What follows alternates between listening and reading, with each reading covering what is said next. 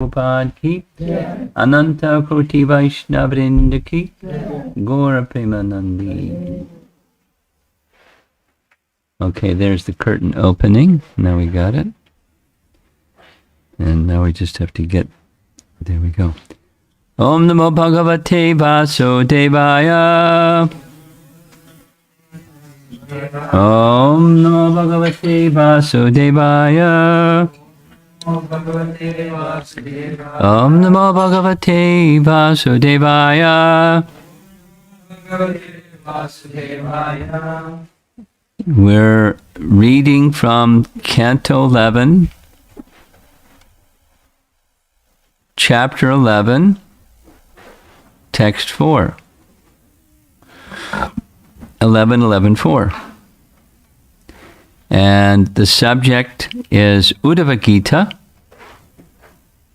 And I think I'll do a little background so it'll be a little bit easier to follow the topic. Although my head is blocking the image, behind my head there's Uddhava falling at the feet of Krishna in Dwarka.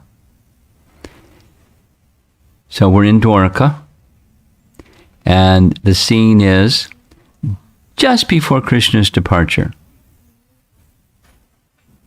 So I'll go back. This is chapter 11. I'm going to go back to chapters 4 and 5. In chapters 4 and 5, we're also in Dwarka. And Narada is spending time, lots of time, in Dwarka because Krishna is spending lots of time in Dwarka. So he's there visiting Krishna and the residents, the Yadu dynasty members. So Vasudeva, Krishna's father, invites Narada to come to his home, and he starts inquiring from him about transcendental knowledge. So there's 2 chapters. Very elevated philosophy of transcendental knowledge.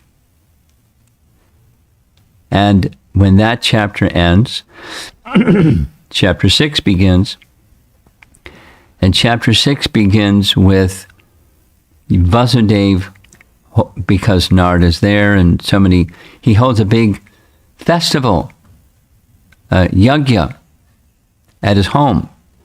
And many Brahmins come and do their Brahmana yajna activities. And at the end, they go back. They go to another place that's outside of Dwarka, and it's considered a sacred, holy place. So they go there, and they're discussing topics together, and some of Krishna's descendants, headed by Samba, they come there to make fun of the Brahmanas. Big mistake. They offend the Brahmanas. So Samba dresses up like a lady, wears a sari, puts a lump of iron underneath his sari, and the other boys say to the Brahmanas, this lady's very shy, she doesn't want to ask herself, but she would like to know whether the child that she's going to give birth to is a boy or a girl. And the Brahmanas understood they were being spoofed. So they were insulted. Now it was inspired by Krishna, that all this is inspired by Krishna for a purpose. They said this child is going to bring the destruction of the Yadu dynasty. And a curse was uttered. So the boys went scurrying back to Dwarka, came before Ugrasena, told Ugrasena what happened. Ugrasena consulted his ministers. It was decided, ground that lump of iron into powder and throw it in the sea. So they set to task of grinding the lump of iron into powder, and everything except like a fistful size of iron would grind, but that other lump wouldn't grind. So they threw that in the sea too. And the fish swallowed that lump of iron. A fisherman caught the fish. A hunter bought the fish. When he opened the fish, he found a lump of iron. He thought, great, I'll use this lump of iron to make an arrow, the head of an arrow. And the head of the arrow is what hit Krishna in the heel. And that's the way that Krishna left this world. You don't die from a heel wound. But it was a pastime. And the powder washed up to the shore of Prabhas. And so that's the lump of iron story. And Krishna said to the Yadus, prepare yourselves, let us go to Prabhas. It is known historically and scripturally that Prabhas is a place where one who has offended the Brahmanas can go and become relieved from reactions to offense to a Brahmana. Let us prepare and go to Prabhas. So they start preparing. Chapter 6 still. The demigods, Krishna's in a remote place. The demigods come before Krishna, offer prayers, glorifying him, and they conclude by saying, you fulfilled your promise. We requested that you come to destroy the demons. The demons are now destroyed. If you so desire, you can return to the spiritual abode. And they depart. So, chapter 6. Krishna is still chapter 6. Krishna is sitting alone, and he's contemplating. The time for my pastimes to end has come. The stage is set. The curse of the Brahmanas, etc. The Yadu dynasty will be destroyed. And there's one thing remaining that I want to do. I want to instruct Uddhava. It was just a sankalpa, his desire. I want to instruct Uddhava. And I want him to go to Badrinath, because there the sages of Narayan Rishi didn't get their opportunity to associate with me. So I'll send Uddhava in my place. And the second was, Uddhava can travel here and there and give transcendental knowledge on my behalf. Something like Hanuman staying behind and giving the glories of Lord Ramachandra for a long time, till the end of the universe. Then Uddhava comes and places his head at Krishna's feet, as you see, and says two things. Please take me with you. I know, because he's so intimate with Krishna, he knows exactly. You're going to leave, please take me with you. And second was, because I'm too much attached to the temporary,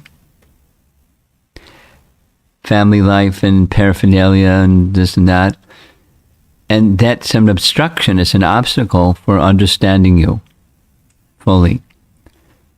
Please remove that. Please give me instructions so that can be relieved. That's the end of chapter 6. Chapter 7, 8, and 9 is Krishna responding briefly. Uddhava saying, I don't get it. Could you say it again? Krishna then telling a long story of an Avaduta Brahmin instructing King Yadu, the forefather of both of them. King Yadu. They're both in the Yadu dynasty. And the King Yadu was on tour in his kingdom. He saw an Avaduta Brahmin, was very surprised, young, very handsome, this and that, yet totally detached. And, how did this happen? How did you get to this stage of detachment? And then the Avaduta Brahmana answers, because it's responsive to Uddhava's question. Attachment, undue attachment to the temporary. And so there's 3 chapters of instruction in Jnana Vairagya, knowledge and detachment. Jnana Vairagya. Note, Jnana, because it's going to come up in chapter 11. Jnana Vairagya. Knowledge that leads to detachment.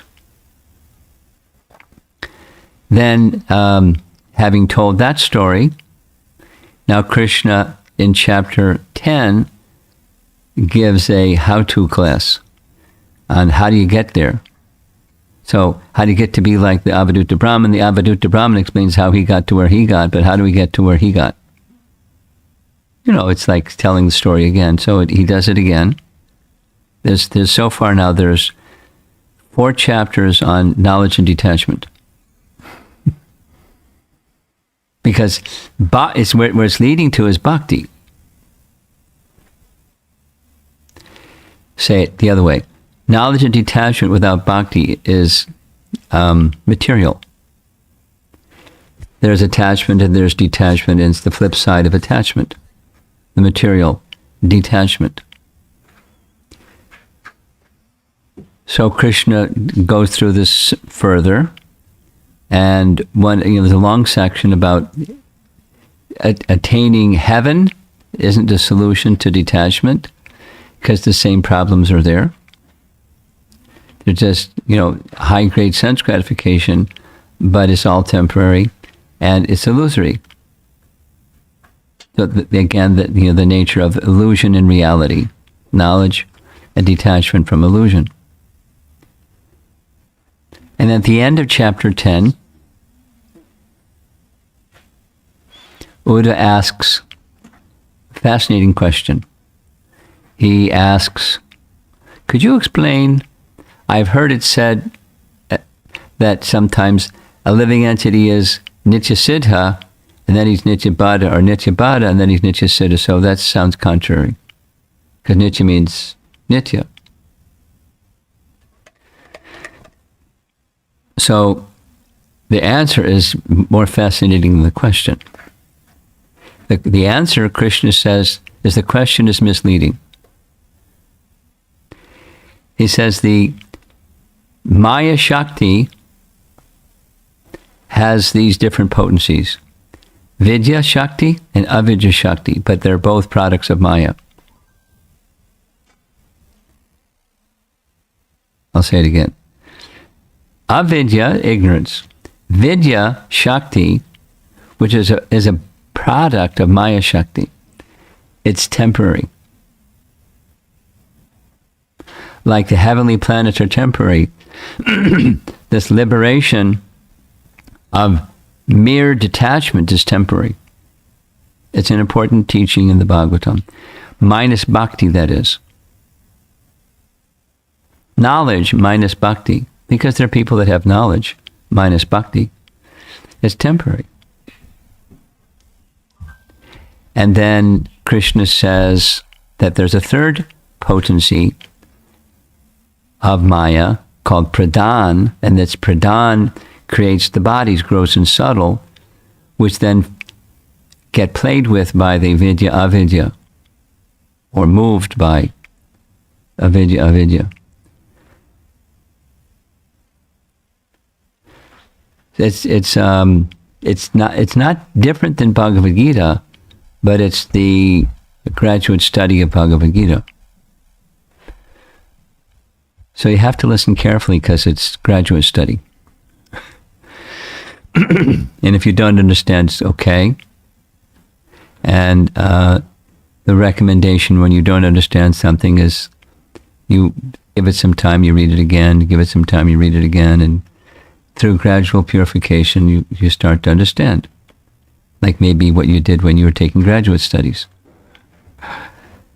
You didn't necessarily understand something right away. Remember taking organic chemistry, like what? Okay.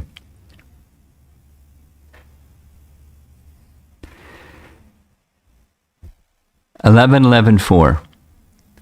Oh, most intelligent Uddhava. The living entity called Jiva is part and parcel of me,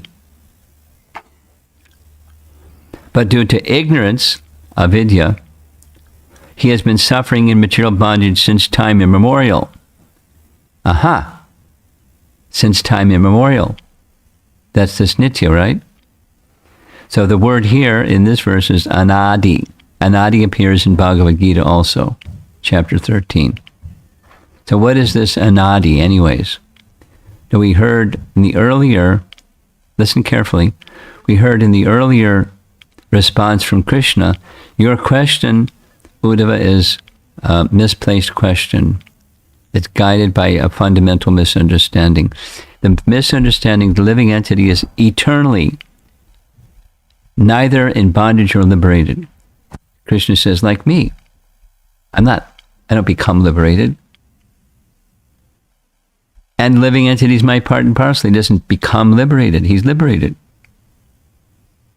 He's pure, as I am pure. Living entities are pure. So what's this liberated, not liberated thing? It's an upadhi. What's an upadhi? An upadhi is a covering or a designation. Just like, I'm a sannyasi. That's an upadhi. Or I'm 10 years old, turning 11. Very soon. That's an upadhi. It's not who we are. I'm American, you're Indian. That's not who we are. Etc.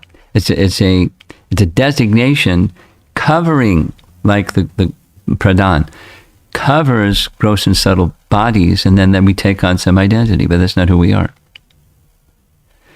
So similarly, this avidya and vidya potencies, they're maya shakti potencies, sometimes and sometimes. The classic example is where the river meets the riverbank.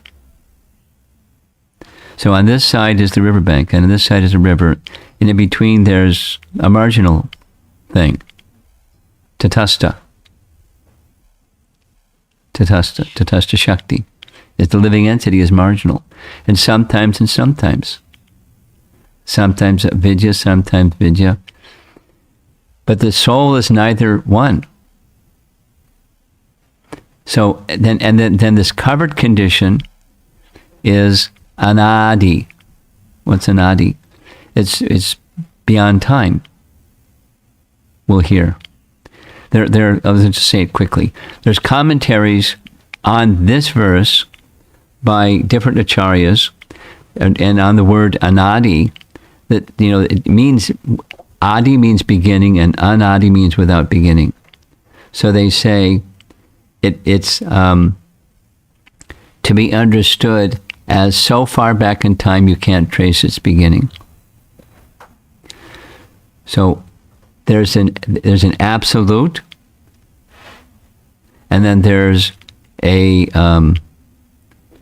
I guess you could say relative. So far back in time you can't trace its beginning.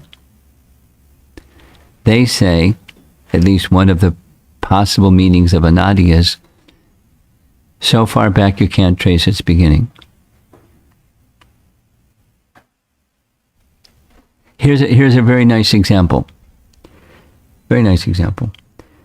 Creation is periodic according to the Vedas.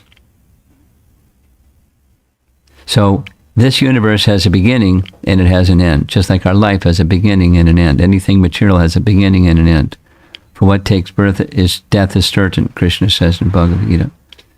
So when did that process of birth and death begin? So far back in time we can't trace. Is it literally eternal, or is it figuratively eternal?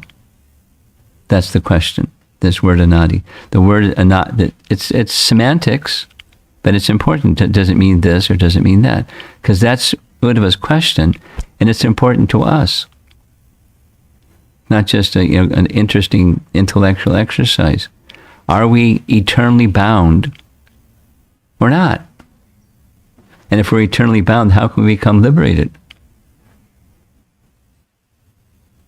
Even you just pile a bunch of vidya or knowledge on top of the living entity and clear away the avidya, then what? What's the living entity? Who are we? It's relevant. If it's not relevant, we can be, I was watching a squirrel this morning, bouncing around, looking for something, probably something to eat. And we can be like animals and just not think about God and not think about the soul and not think about who we are and just live our life. Eat, drink, and be merry, for tomorrow we may die. And that's it. We can live our lives that way. According to the Vedic context, that's not different than an animal. I mean, a polished animal, but in essence, the same type of activities. The brand may be different, but the same type of activities. So the human life is meant for this self-realization. So what's the self, anyways? What does the scripture say what the self is? This is Krishna saying what the jiva is. It's important for human life.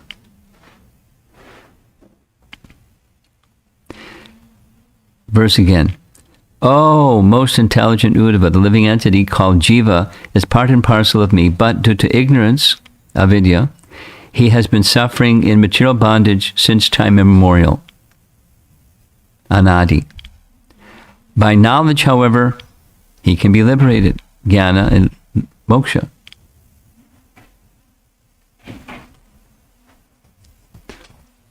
Or it says, itara, the opposite of bondage.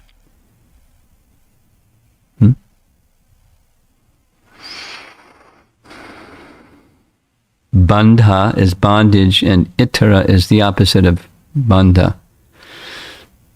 Bondage, and its opposite, liberation. Bhakti Siddhanta, you all know who is Bhakti Siddhanta. Bhakti Siddhanta made a commentary on the entire Uddhava Gita. So I'm going to read his commentary, his translation and commentary.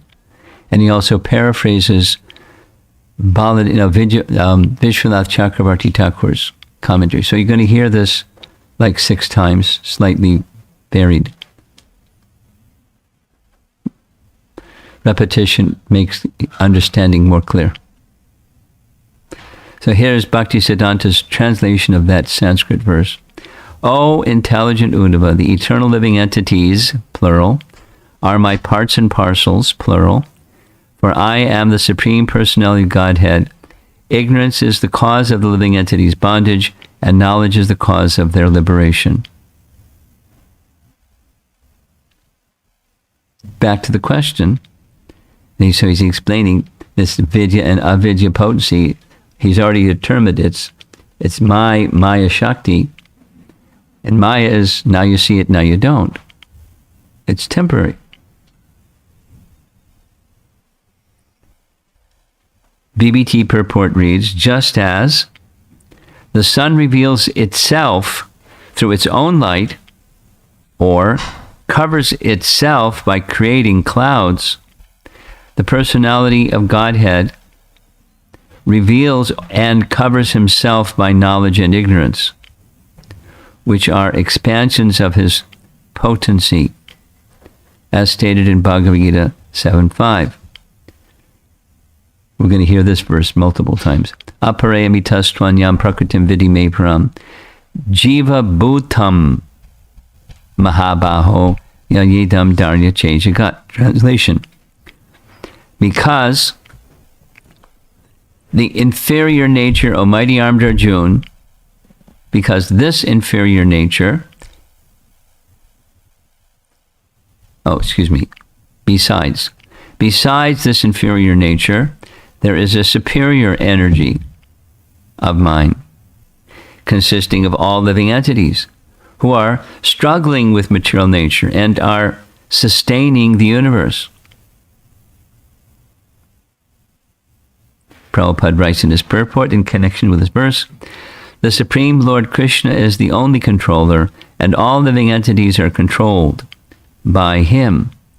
These living entities are his superior energy. What happened?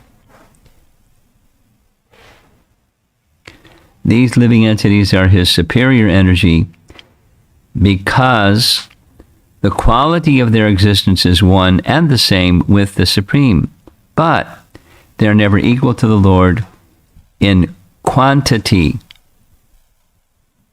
Qualitatively, one. Quantitatively, different.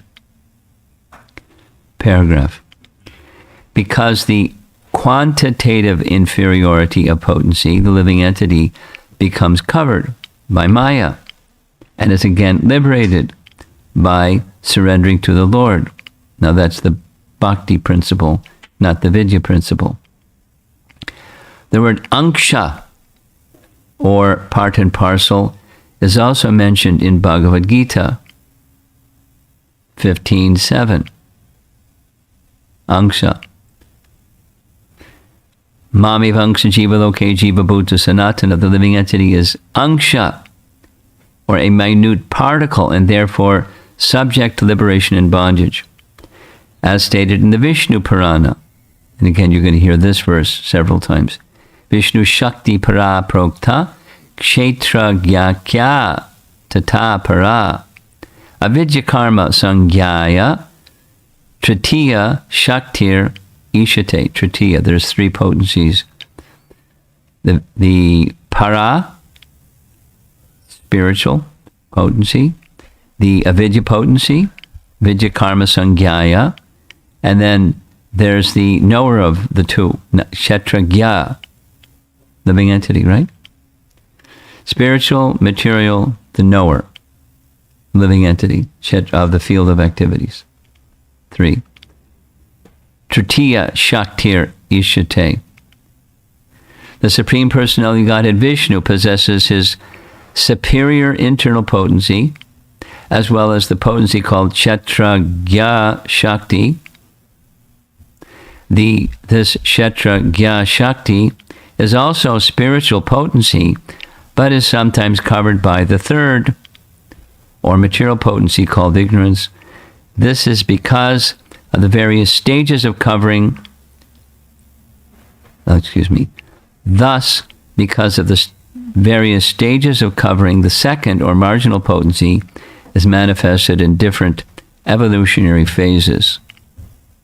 That's a translation of that Vishnu Purana verse. Paragraph. Srila Bhaktivinoda Thakur has written that the living entity has been executing fruitive activities since time immemorial. Thus, his conditioned life may be called beginningless. Such conditioned life, however, is not endless. That's on the other end. Since the living entity may achieve liberation through the loving devotional service of the Lord. Now that's the bhakti principle, knowledge with devotion.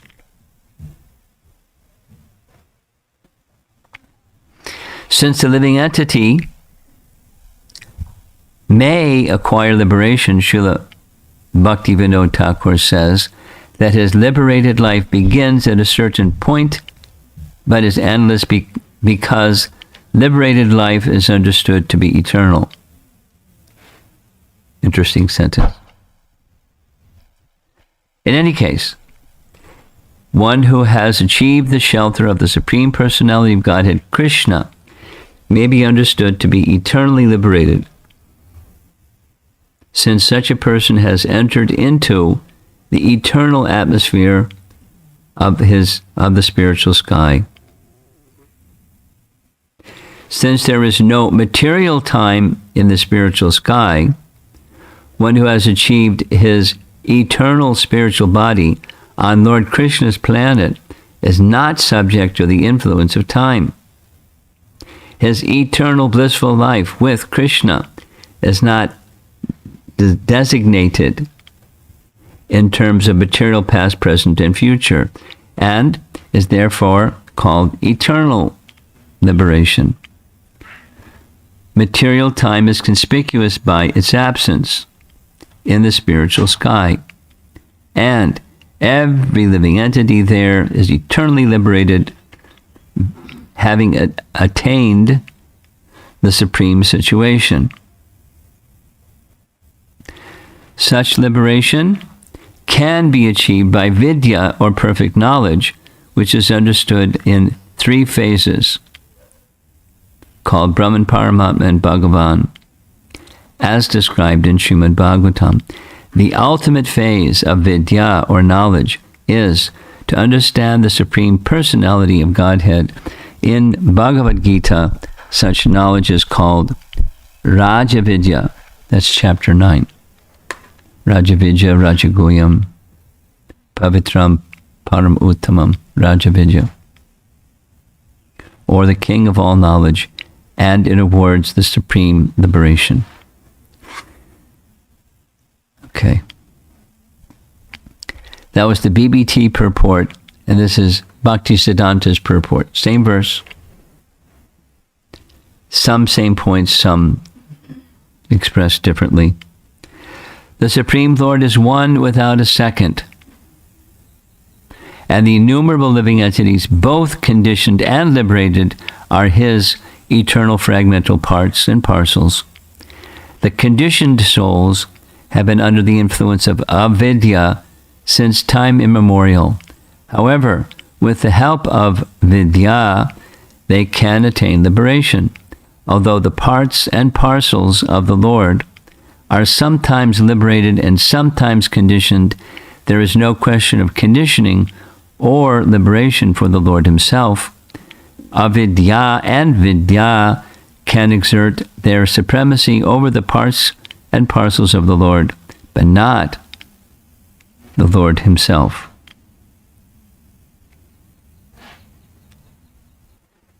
And here's Vishwanath Chakravarti Thakur's commentary. Same ideas, same Bhagavad Gita and Vishnu Purana verses.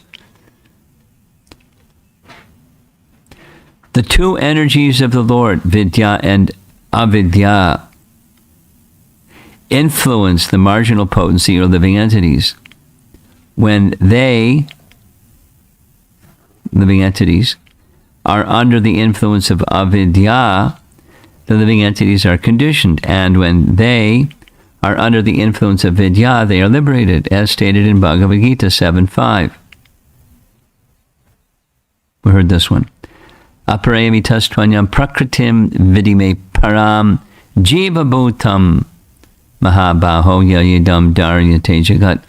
Besides this inferior nature, O mighty armed Arjuna, there is another superior energy of mine, consisting of all living entities who are struggling with material nature and are sustaining the universe. Paragraph. There are many statements in the Vedic literature indicating that the absolute truth is one. Here the living entities are described as innumerable, being fragmental parts and parcels of the Lord. How can this apparent contradiction be reconciled? The Lord is one, he has parts and parcels that are many. Sounds like a contradiction. Lord Chaitanya has informed us that the living entities are inconceivably, simultaneously one with and different from the absolute truth. Did you catch that? There's a oneness and there's a difference simultaneously. So you can emphasize the oneness, or you can emphasize the difference, which Madhvacharya did, Dvaitavad. Lord Chaitanya taught simultaneously one and different. One in quality, difference in quantity. Oneness in quality, difference in quality. Like, there's a simple example. The sunlight is coming through the window. It's not at night, it's daytime. Now, I can't see the sun, but the rays of sun that are coming through the window are not separate from the sun, but it's not the sun is in the room. We'd all burn instantly. But we can say the sun is in the room by its sunlight. So here's one ray, not just all the rays. Here's one ray, like one jiva. That one ray is of the sun, qualitatively heat and light. Maybe more, maybe less, but the quality of the heat and light of the sun rays is from the sun. Qualitatively one, quantitatively different. As an example. So in the bigger picture, everything, the absolute truth, the source of everything is one. And the absolute truth, who is the source of everything, has expansions like himself, tiny, that are many. Jiva Bhuta Mahabaho, that are of the same para nature as him, transcendental. Okay, let's go on. The external energy of the Lord has two features, vidya and avidya. Under the influence of these potencies, the propensities of the jiva and maya are eternally manifest.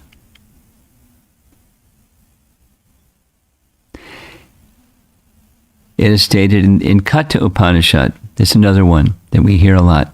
Nityo nityanam chaitanas chaitananam eko bahunam. The one maintains the many. Yo vidadati kaman. The Lord is the prime eternal amongst all eternals. He is the supreme living entity amongst all living entities, and he alone is maintaining all life.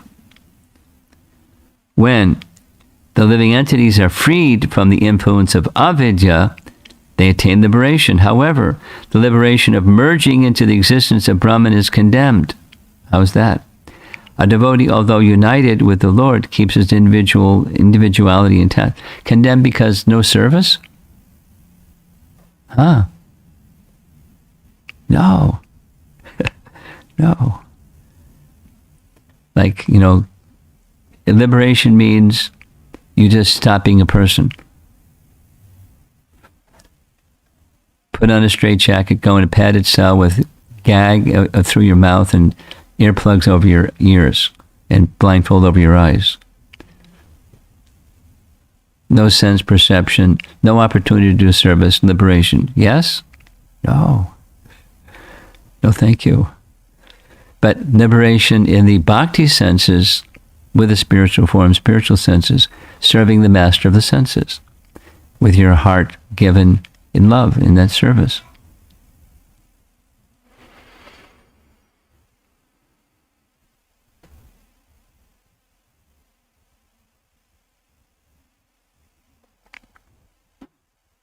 As stated in the Vishnu Purana, here we go. Vishnu Shakti Para, Prokta, Para, transcendental. So he has his superior potency. Prokta, it is said. Kshetragya Kya Tata Para. The living entity is also Tata Para. Transcendental like his spiritual potency.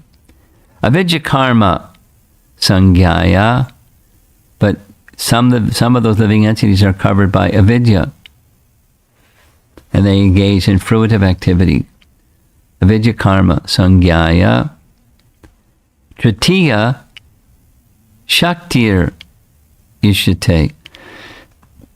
The potency of Lord Vishnu is summarized in three categories, namely the spiritual potency, the living entities, and ignorance. The spiritual potency is full of knowledge. The living entities, although belonging to the spiritual potency, are subject to bewilderment. And the third energy, which is full of ignorance, is always visible in fruitive activities. And let's see here.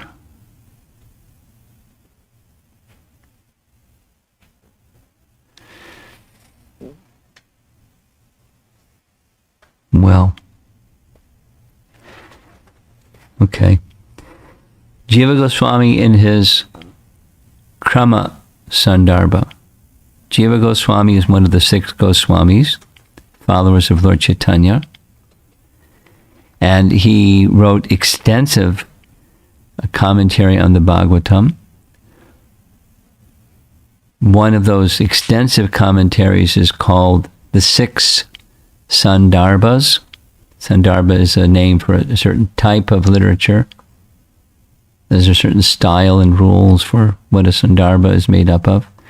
So in that Six Sandarbhas, he's describing the different departments of knowledge within the Bhagavatam.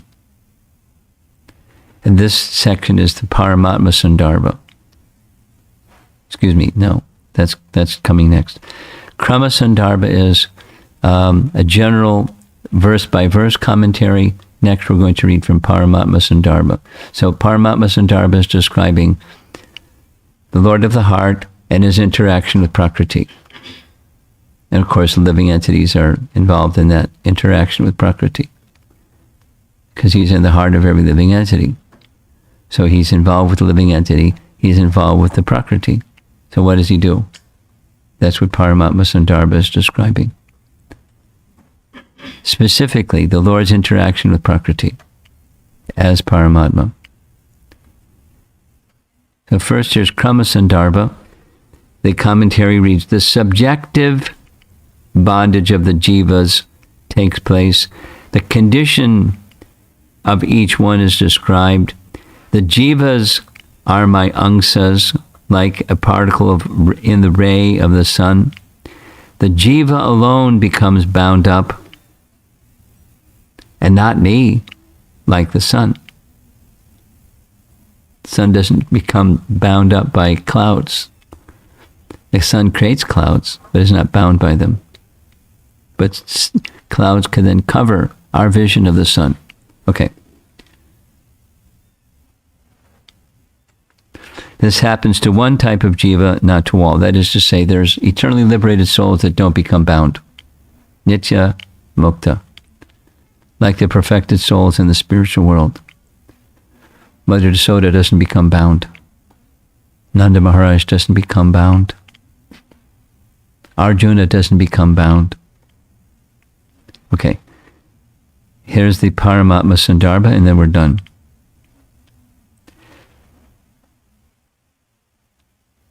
It's Anuchhed, or section 38. That each individual soul, taken for himself, is a part and parcel of the Lord, is confirmed by these words spoken by Krishna, this morning's verse. An individual soul, that the soul is an individual. O most intelligent Uddhava, the living entity called Jiva is part and parcel of me, but due to ignorance he has been suffering in material bondage since time immemorial. By knowledge, however, he can be liberated. And then next, and this is it. Here the word ittara means liberation. Ittara means, in contrast to the bondage, bandha. Here the individual soul is like a single particle of sunlight. And the sum total of all souls is like the sun. The sum total of all sunlight. In this way, it should be understood. Okay. So there's a little bit more for tomorrow. I'll just read one other thing from this. Vishwanath Chakravarti Thakur comments. He asks the question. Why, O Krishna, in this verse you've said the living entity is one, but the living entity is many. So why have you said one? He answers, the Jiva Shakti, or Tatastha Shakti, is one, but from its many expansions appear many jivas. Similarly, the one external energy called Maya Shakti has two aspects, avidya and vidya, which affect many jivas by expansion into many functions, just as all the expansions of Maya are simply called Maya. So all the expansions of the Jiva Shakti are called Jiva. The many expansions of the Jiva Shakti and Maya Shakti should be understood to be eternal. So the creation is temporary, but the energy that makes up the creation is not temporary. Sometimes manifest, sometimes not manifest, but the energy is there. Prabhupada would sometimes say it's confirmed. Einstein said, conservation of energy. Energy is neither created nor destroyed. He said he was right. So, manifest or withdrawn, the energy is eternal, and the living entity is sometimes and sometimes, but eternal. So the potency are eternal, but it's the covering aspect of Maya that makes the living entity appear to be liberated or conditioned, or manifest in a human body, or manifest in a squirrel body, or manifest in a tree body, or whatever, a demigod body, a king's body, a pauper's body, or whatever. That's just transformations of the Maya Shakti. The living entity has nothing to do with it.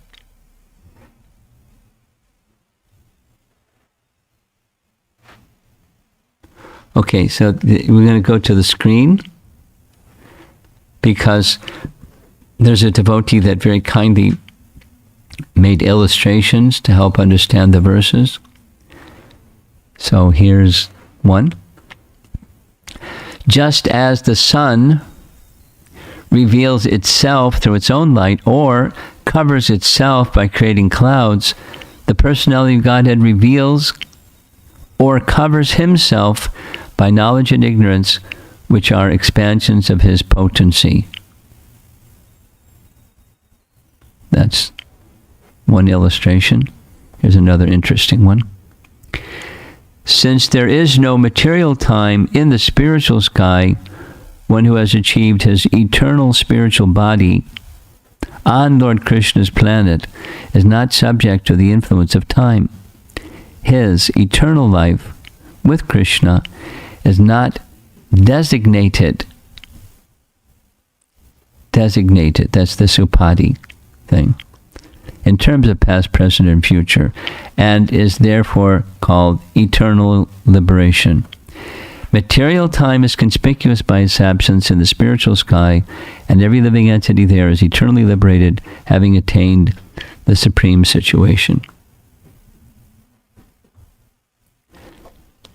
Very creative artwork. She's a really gifted person. Okay, so it's 8:27. We've gone for an hour, almost, because we started a little bit late.